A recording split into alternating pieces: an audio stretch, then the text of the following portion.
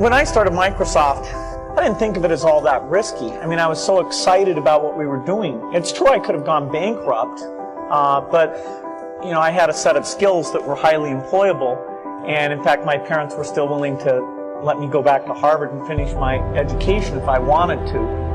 And so then I got this incredibly conservative approach that I wanted to have enough money in the bank to pay a year's worth of payroll, even if we didn't get any payments coming in.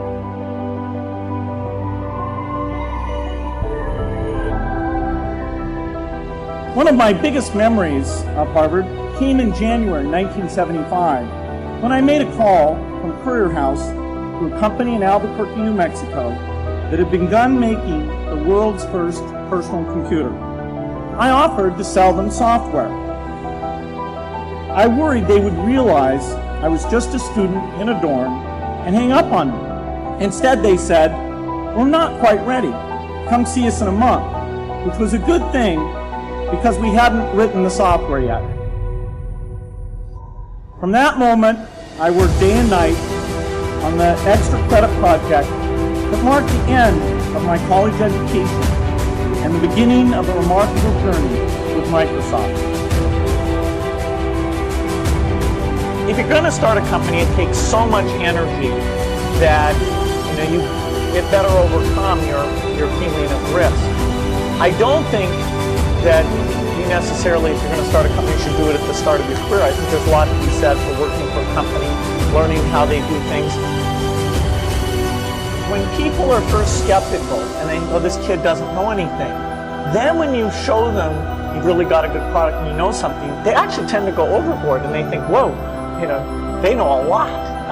Let's really do an incredible amount with these people. So our youth, at least in this country, was a huge asset for us once we reached a certain threshold.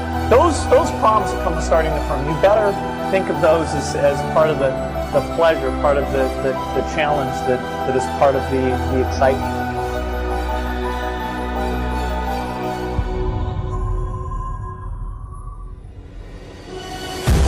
You can't just keep doing the same old thing you were doing before. You have to take your skills and attack new frontiers. In the business of technology, you have to think about what are you missing? What is the research or customer feedback that you should be paying more attention to? And how do you keep that pace of innovation very, very high? How do you make sure you're hiring the very best people? And that kind of focus has helped drive it forward through all the milestones the company has had. You've got to enjoy what you do every day. And for me, that's working with very smart people. It's working on new problems. Every time we think, hey, we've had a little bit of success, we're pretty careful not to dwell on it too much because the bar gets raised. People's expectations of the products, we've always got customer feedback telling us that machines are too complicated, they're not natural enough. About 25% of the time that I'm out traveling around meeting with customers, Europe, Asia, and that sort of helps me think, okay, do we have the right priorities? What are people responding well to, and what would they like to see us do better? The competition, the breakthroughs, the research, but the computer industry, in particular software, I think is the most exciting, and I think I have the best job in that business.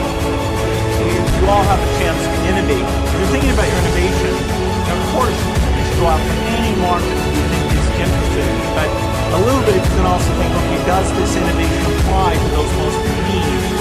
What are you going to do to make it cheap enough, simple enough, figure out how to get it so it really, if possible, can extend out to the poorest. I wish I had learned more about that at a young age, and so you have an opportunity to do that.